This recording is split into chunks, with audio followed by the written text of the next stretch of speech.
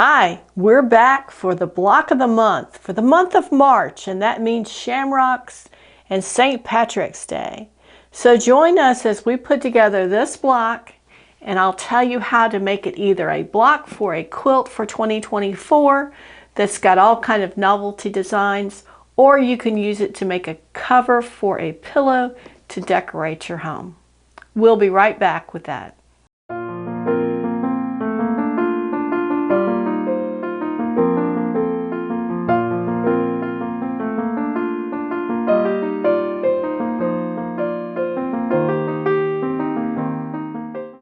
And welcome back to the Shamrock Quilt Studio.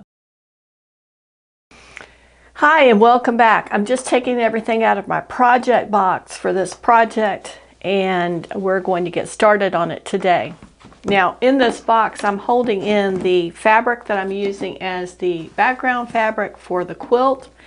So if you're going to do the quilt and put it together and you want your background to stay similar for all the blocks, I'm keeping that separate. I've also put a note on it, append it to it, so I know what that fabric is for, and I don't use it for another project. As I stated in another video, I've got a couple of projects going that are all using a white background fabric, and I don't want to get them mixed up, and I don't want to get to the end and not have enough fabric. So that's where we're heading with that. And the project box also allows you to keep all the pieces together so they don't get mixed up and lost. All right, for this block, we're celebrating St. Patrick's Day, March 17th, the luck of the Irish. And it has special meaning for me on a couple of cases. We have a special birthday on St. Patrick's Day, and I also have some Irish ancestry. So that's the meaning behind why I decided to do the Shamrock as the name of my video channel, the name of the business, and also the block for today. So let's get started, shall we?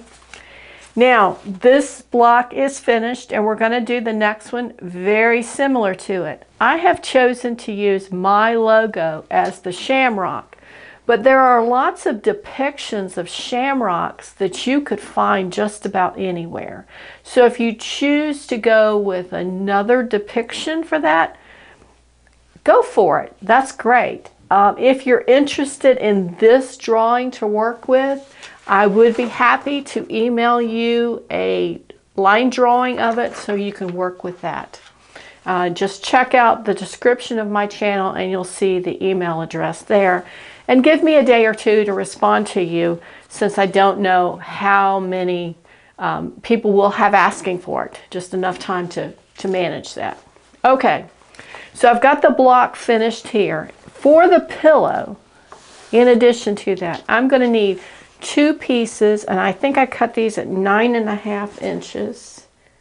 9.5 inches, and then one edge I rolled under twice and sewed right along the edge with a medium stitch just to give us a finished edge. And that will be where the pillow cover overlaps, so you can tuck your pillow in. So that's going to be the back of the pillow. And this is the front of the pillow, 15 inches. And yep, we're right on target. So when those come together, that will be your pillow covering.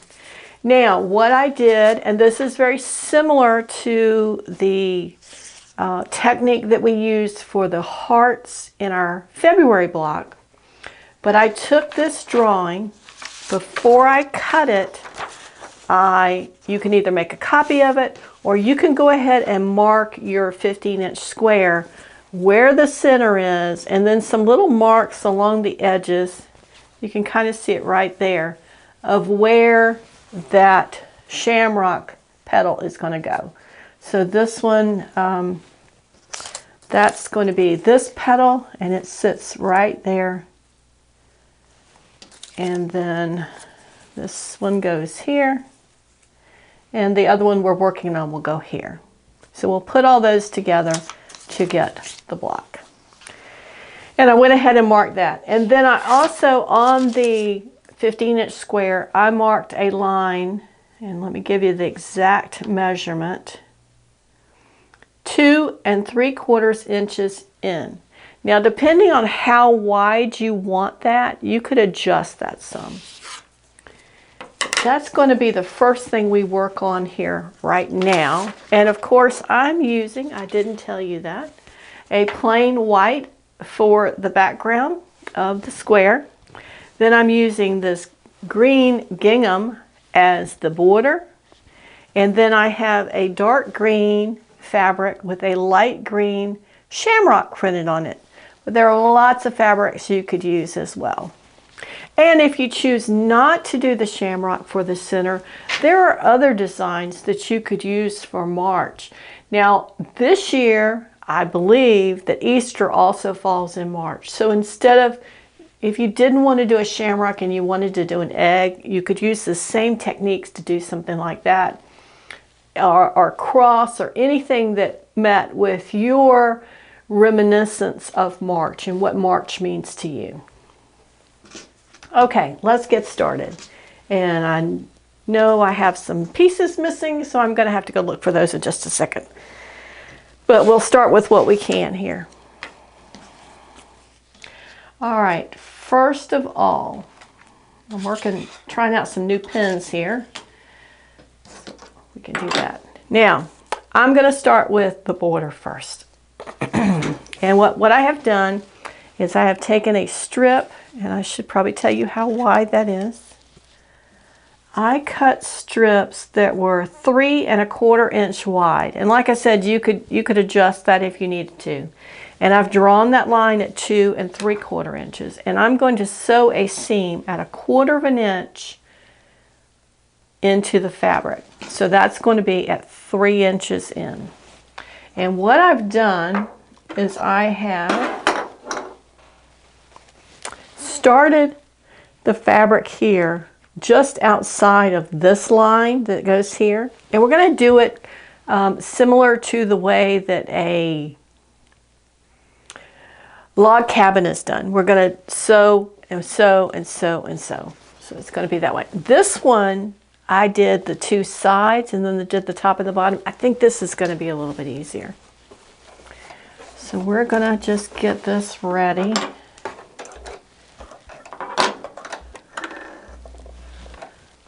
Because we're not starting at the edge of the fabric, we don't have to worry about it doing a bird's nest. And this first piece is already pinned down.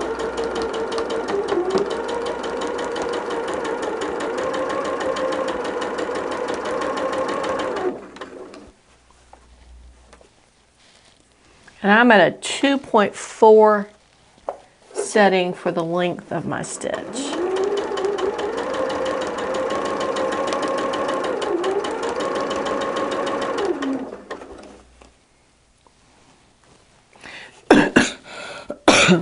Pardon me.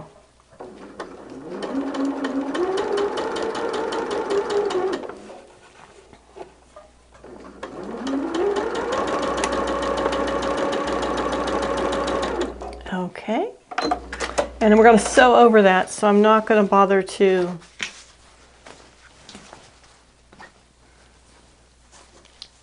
back stitch on the end. I couldn't think of the word I was looking for. Okay, so we've got that down.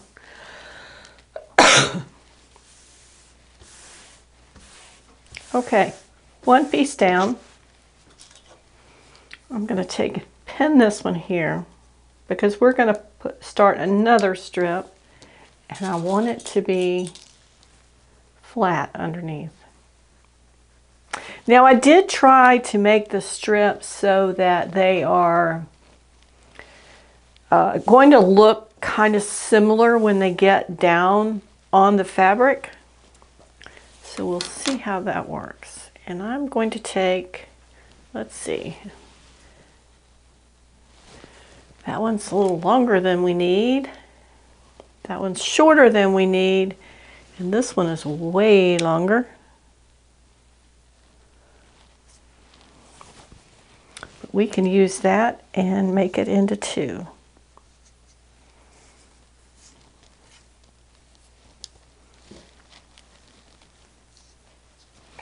And Please excuse me today. I'm going to have to go get a glass of water, I think. Remember, we're going to start this here, and we're going to sew it. I'm going to try a little bit to match up those plaids or that gingham, but we're not going to sweat it too much because it is never going to match up. Okay, and we're going to pin this so that it extends beyond that next line. Let me show you. Here, we're going to sew it from just past that line down to the end, and then we're going to trim that off and put another strip here. So we don't sew all the way to the edge of the white fabric.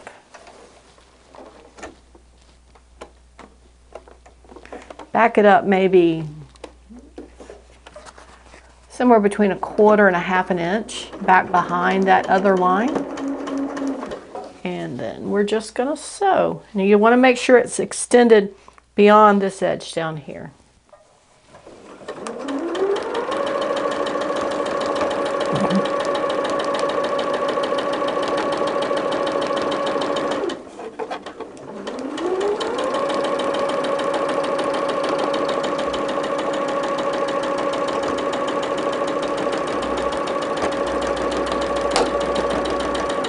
Now I think this gingham is a nice springy fabric that would be suitable either if you chose to go with the Shamrock theme or if you chose to go with an Easter or spring theme even. Okay, and then we can cut this, and I'm going to cut it maybe just a little bit more than 1/4 inch because sometimes it does get a little wonky. And we're going to fold this over. Now we've got a nice corner here. And we're going to pin this on this side. Okay. We're doing good. Now, can we use this piece? Yes, we can. And then that will afford us the ability to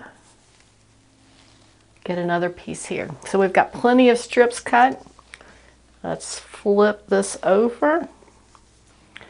And again, we want to see if we can try to match up that gingham a little bit if we can. If we can't, I wouldn't sweat a whole lot of time on it because, like I said, it's probably not going to line up.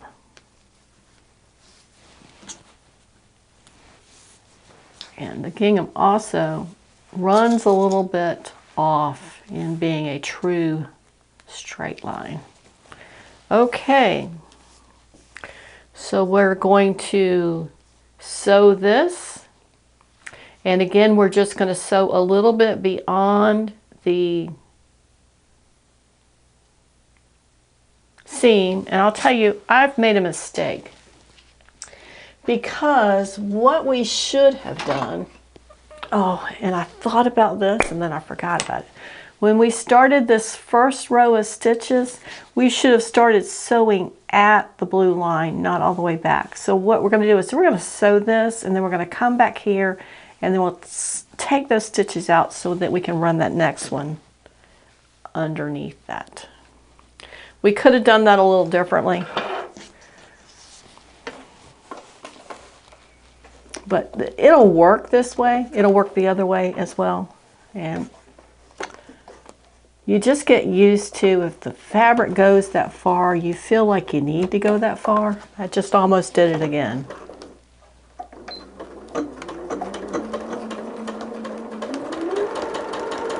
But it's an easy fix.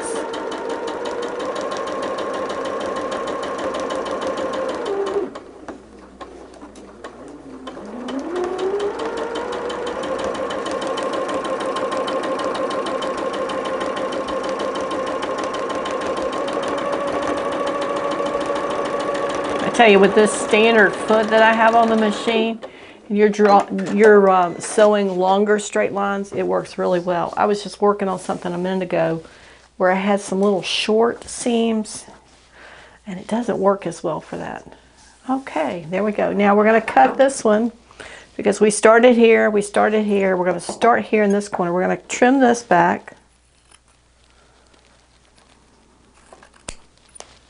A nice straight trim would be nice because we may see that underneath.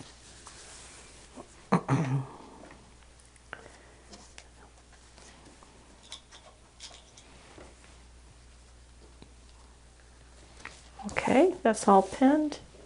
And we'll just stick a pin here.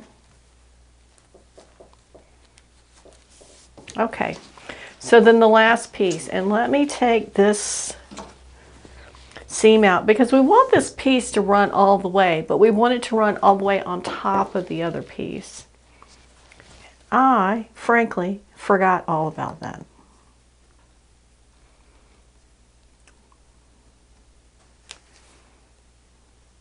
I am not a professional. Mistakes happen. Plans change. It's all what happens in the sewing room, right? Okay.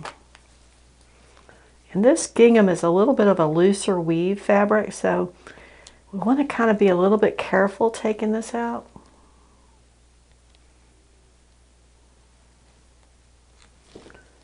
I'm just about there. It's like watching paint dry, isn't it? Okay, we've got that back so that we've clipped the seam out, not clipped it, but taken the seam out here. Okay, so we're just going to hold that up out of the way. We'll use one of these really long ones.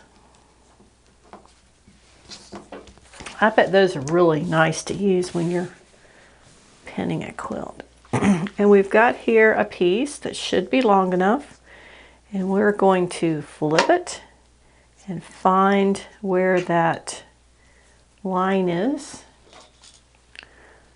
Pin it in place.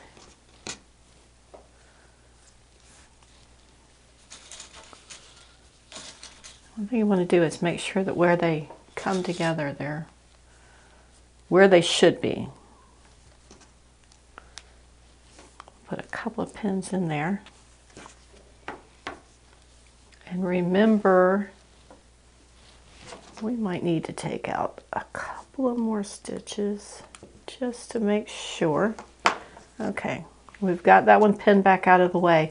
Doing this the way I would have initially have told you is you would have just sewn beginning at the line, and this would be loose. So we're just going to pin it back either way. And then put this fabric down on the line all the way to the edge.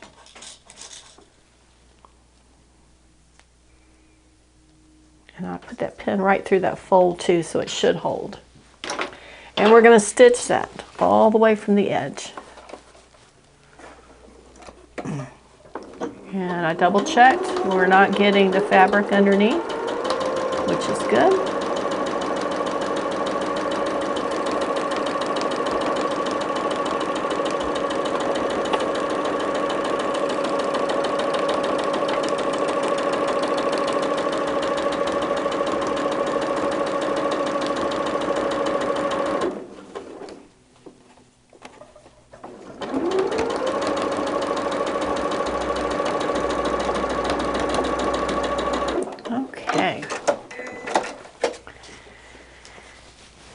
Loose pin alert.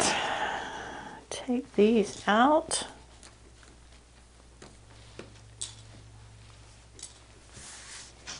Flip that down. Look there.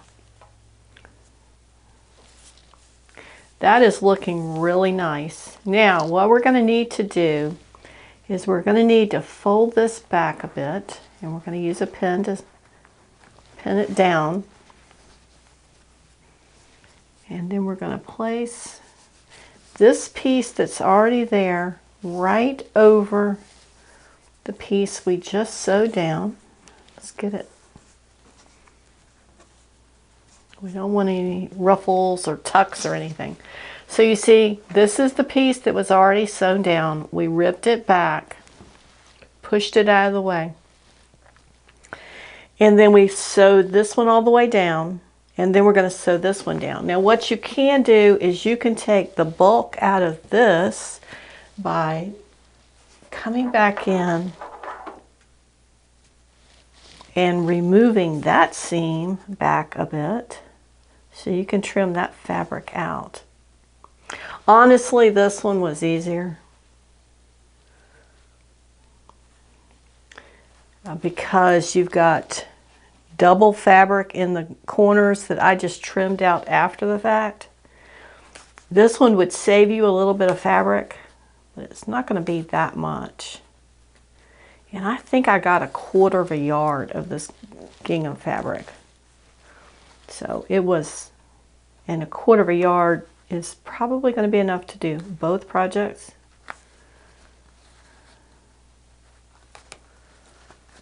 Okay. Lots of seam ripping in this video.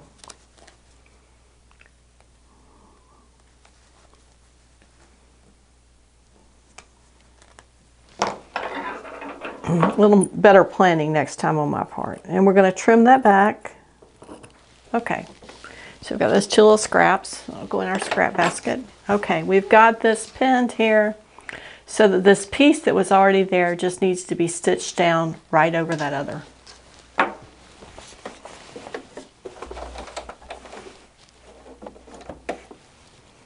And we're not going to stitch it all the way. We're just going to start so we overlap about 1 inch.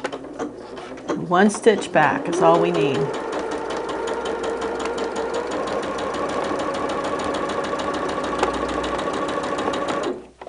Okay. And that should do it. Now we've got the border on. We'll give that a little bit of a press. Now, if you haven't already marked your center, you should do that now so that your pattern sits in here. And you've marked it with your disappearing ink, or if you want to do a pencil, you can do a pencil. I personally don't do the pencil. And then we're going to take those petal shapes for the Shamrock, and we know where they go, and they will go here. I want to show you really quickly how to do one of those shapes, and then I'll get the other pieces and put them on here. We're going to take a piece of the dark green fabric, right side up. We're going to put a scrap piece, in this case I'm using white, as a lining for that. I found this is the easiest way to do an applique that involves concave curves or indentions. If they're all converse,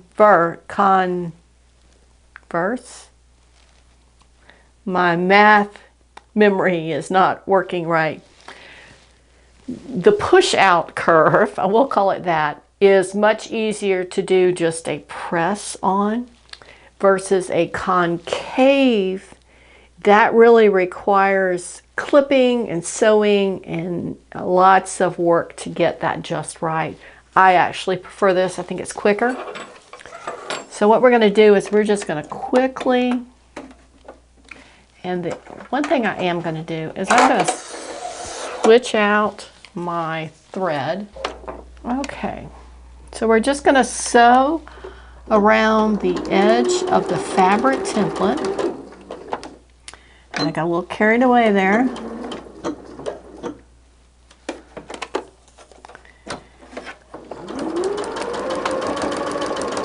You want to try to be on the outside of the paper, but sometimes that doesn't work. If you catch the edge of the paper under the needle, that's not going to be that big of a deal because you can just tear it off.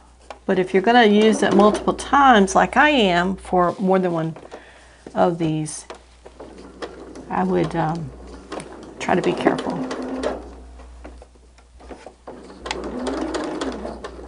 And I'm doing this pretty quickly, so I'm not quite as neat as I was with the first set. And we're going to sew all the way around. You don't need to leave a gap. This is a technique that we're probably going to use off and on for all of the blocks in our quilt every month this year. Okay, so it's in there. And we're going to take off the paper. And you can see I caught it right there, so it's going to tear that paper just a little bit. And then we're going to cut around it. We're going to cut off the edge. And then we're going to cut, oh, almost, I would say 1/8 of an inch. We want it pretty small. So it's a small piece and we want it to turn well. So, and then in the point of that shamrock, because these petals, they're almost like little hearts.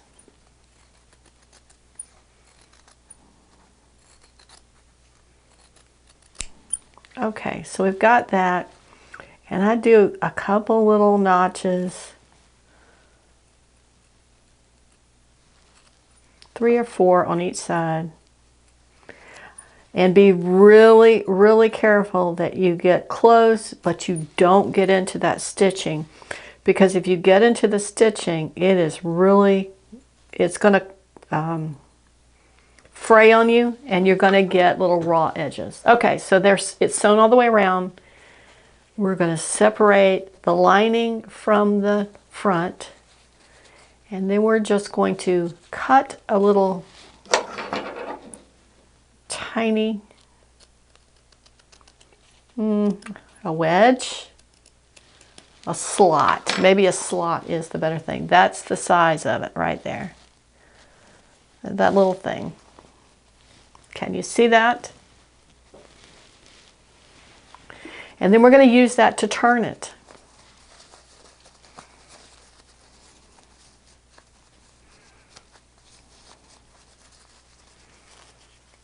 When you're not having to do it in front of a camera or an audience, it's easier, faster. When you're in a hurry, it's just, you know, that's just the way things are. Okay, we're going to get that point stuck out. Whoops. And see, I just went through it. You want to be really careful. I think probably my white pencil would be a better tool because it doesn't have quite as sharp a point. If you make that mistake, you could either do it again. You could try to make it work with that piece by maybe putting a little fray check on the end or sewing another line of stitches. It kind of depends on your skill level and what you're comfortable with, and whether you're making this for fun or something more. Now I think for mine, what I'll probably do is I'll probably flip it back out and go back in there and stitch that another set of stitches, just like a 1/16 of an inch in around that corner, because it's a small area. But other than that, it's here. It needs to be pressed. It's got one little area where it's kind of got a little point going, so we need to work on that, make it smooth. And patience in this case is the key to getting it the way you want to get it. So then you're going to place these on the box. Now, for my logo, there were some little white areas here. If you look here, here, and then on the logo screen for the channel, you'll see that. I tried to do that with a, I guess you would call it a reverse applique, by sewing that design and then trying to flip the material in on itself versus over the back of itself. It didn't work for me. I think that had it been a little bit bigger, we could have done that. So what I chose to do is use some white embroidery thread and just use a little stem stitch to create these lines. If you used a Shamrock design that was, I think you've seen them, where they're like little hearts, truly like little hearts, 3 of those together to make a shamrock, you won't have to do that. And then also the little stem for mine is very small, and it's it's a pain. I'll be really honest with you. So if you get a little stem that's a little bit wider, or even if you choose to make the design that I email you, if you choose to make that stem a little bit bigger, I'll tell you right now, it will be much easier. So what we're going to do is we're going to take those pieces, we're going to use our applique glue to put these where the design shows us. We're going to use this as a guide. And then we're going to just applique stitch those on. And then if you choose to do the little white stripes, do the little white stripes. And that's going to be your block. A couple of extra things that I did. I top stitched along the green fabric in this so that it would lay down really nice. I also top stitched along the very edge of this in some places so that those would stay together. So when I get ready to hook the blocks together, I don't have to worry about those seams folding back on themselves. They're all nice and flat. And also you could, if you wanted to reduce bulk, go in there and cut back the white fabric underneath it. I'm not going to do that because I want it to hold its shape. And I think the way it's going to hold its shape best is by having that extra layer of fabric underneath the outside border. Let me go grab the other pieces so you can see these, and I'll show you how I mark the center places for the embroidery. And then we're going to take this one and hook it with the backing to make the pillow. Okay, let's wrap this up in a couple of steps, and I'll show you how to put together the pillow cover. Here are the other petals that I did for this block, and you can see that I took 3 strands of regular embroidery thread and just did a little stem stitch right down on the edge of that to mimic the design. And then from there, I'm going to take my green embroidery thread, green sewing thread, and put these into place. Let's see, I think this one is this one. And this one is this one. And then this needs the center. So how I marked that was I took my pattern, this one. They are slightly different, so I did mark them. And then I took my white, this is a white water-soluble pen, and I cut out the middle area where I want that line.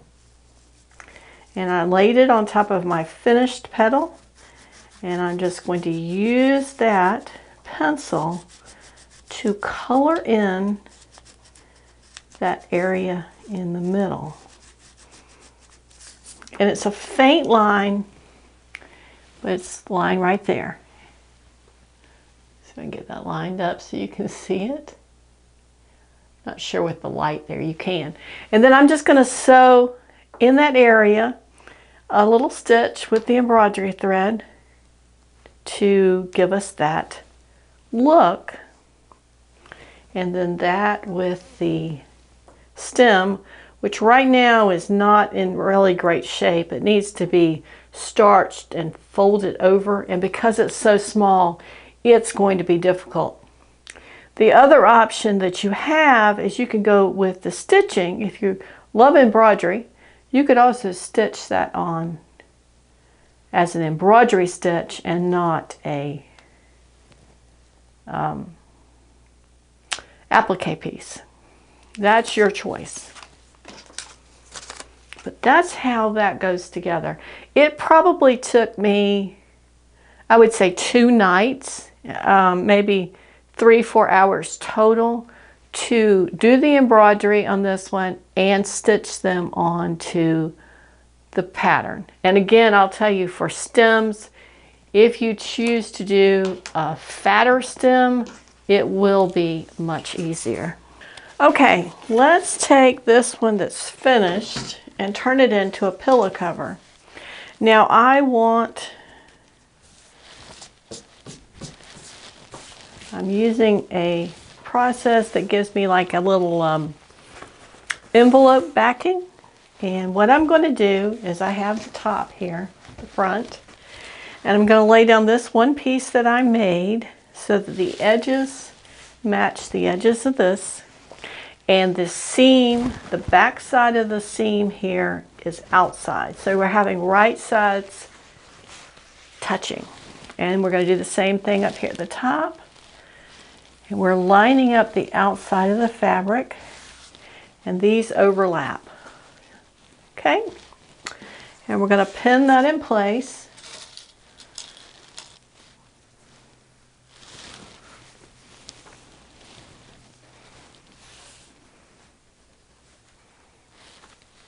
I'll try these long pins here. Okay. That pink one is the quilting pin, I think, and it is longer. It's a little bit thicker because we're going through 1, 2, 3, 4 layers of fabric there. Then we'll take the blue ones into the corners. Now we're going to sew a 1/2 inch seam all the way around it. We want a little bit bigger seam than normal. And then we're going to test the pillowcase to make sure that it fits our pillow. And once we determine that it does fit our pillow, we're going to go back and put a seam in between the 1/2 inch and the edge of the fabric. And that will give us a little bit more stability in those seams as we put it on and take it off the pillow. It will give it a little bit more structure. What did I do with my trash can? It's in the corner. Okay, now I've got 2 pairs of scissors. That's the way it is up here. No scissors or all the scissors. Okay. Okay. 1/2 inch seam. We're sewing in the middle. Oh, 1, yes we are. Okay, let's go. I'm not going to back stitch on this because when I come around, I'm going to sew right over the top of it. And that will lock it in. Now, when I'm getting to the corner, I'm going to kind of keep in mind where that 1/2 inch is. So I've got a good, almost 1 more stitch. I'll do that by hand. Needle down, turn the fabric. And we're back at 1/2 inch again, and we're off.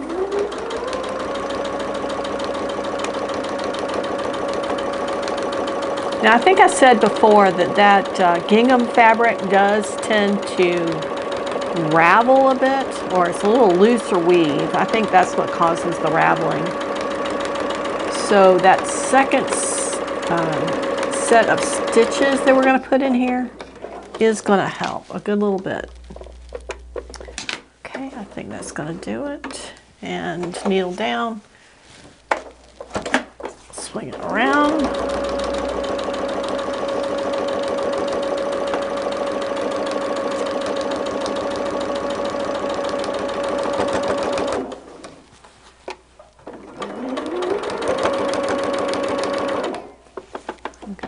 Bit of a gather there.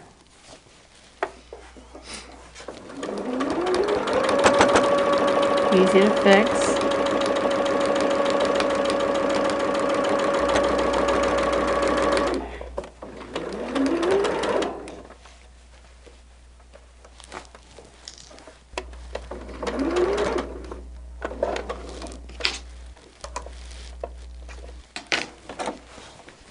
Checking that, oh, we should do one more.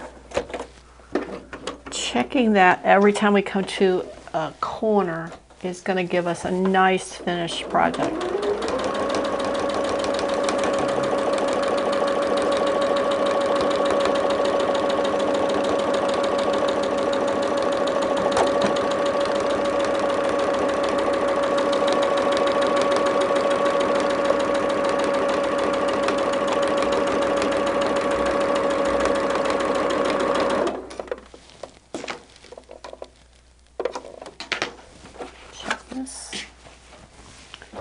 fix it. We also, on this one, I also stitched along the outside of the block, and that will help that fraying as well. Okay, I'm just gonna double stitch over that whole overlap and then do one back stitch or two and then take it off. Okay. All right, we're all sewn up here. Let's see what we've got.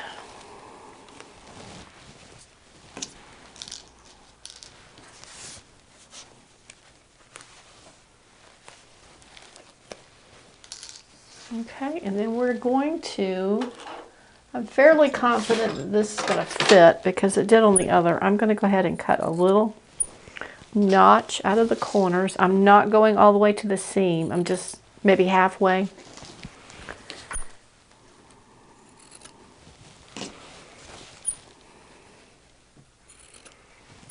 If you had a serger, this would be a good opportunity to, instead of doing that second row of stitches, use your serger to go over it. Our goal there is just to keep it from breaking through the seam. But I don't happen to have one.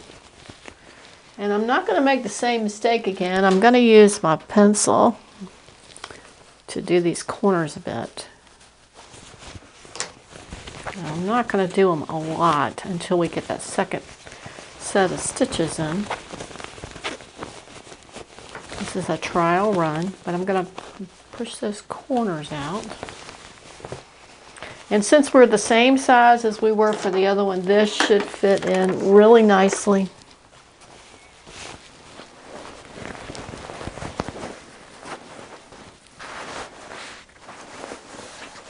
We still need to take the blue marks out of this with a little damp cloth.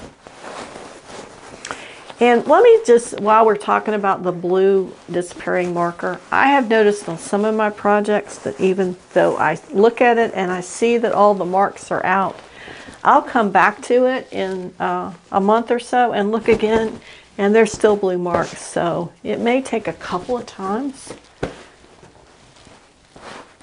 to get those marks out. Now this pillow is a little puffy, but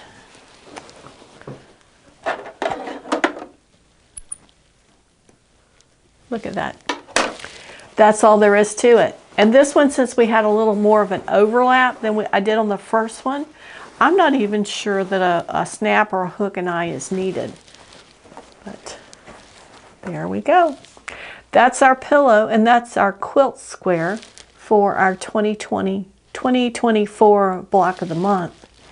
We're celebrating St. Patrick's Day and Shamrocks, and good luck, right?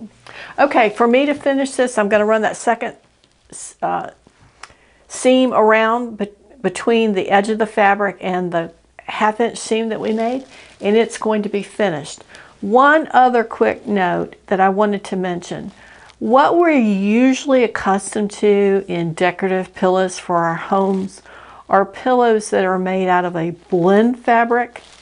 And what I have used for the pink one and for the Shamrock one here, 100% cotton. So if they're on your sofas and you've got kids rolling around it, or you're using it as your pillow, or your puppies or your kitties are on them, they're going to wrinkle and they're going to get dirty. These are intended to be little decorative pillows that you set out for a few weeks or a month and you enjoy the way they look. Maybe they're the pillows you put on your bed to look pretty. They're not necessarily meant to be used every day because they will begin to look like they've been used every day. If you wanted to do the same design in a blend fabric or a more of a upholstery type fabric, you could do that, certainly. You might have to use a little different techniques for those different materials, a different needle, something like that. But the purpose in this is to give me a little decorative pillow and also give me a block for a quilt. And that's what we've done today. We've finished this decorative pillow, and I think I'll work on this other block tonight and get it finished so it's all done. I appreciate you joining with me. We've got February and March done, and next up we'll be doing what is April, and April means showers, right? So we're going to do a little EPP, and this is going to be a customized EPP for the April block, and we'll be doing that the last Wednesday in the month of March. We'll see you then. Thank you for coming. Give us a like if you like this video, and be sure to subscribe to the Shamrock Quilt Studio. Bye.